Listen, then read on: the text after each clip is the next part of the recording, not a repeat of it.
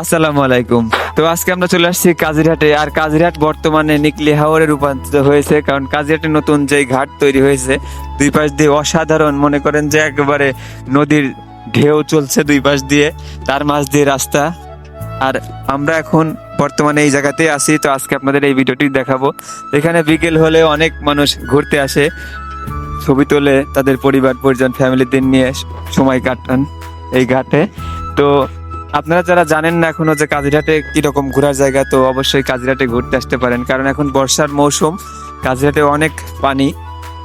তো এই কাজিরহাট নতুন ফেরিঘাটের রাস্তা হওয়ার কারণে এইখানে বিকেল হলে প্রচুর লোকজন তাদের পরিবার পরিজনদের নিয়ে ঘুরতে আসে, অনেকেই বন্ধু বান্ধব নিয়ে ঘুরতে আসছে। তো আমরা ঘুরতে আসছি, তো অনেকেই আরো আছে ঘোরার জন্য এই কাজিরহাট নতুন ফেরিঘাটের যে রাস্তা এইখানে আসছে, কারণ এখানে অনেক পানির ঢেউ, বাতাস।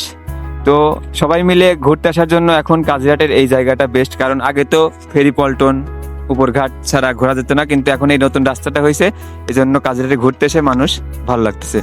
তো আপনারা যারা আসেন নাই, কাজিরহাটে ঘুরতে আসতে পারেন।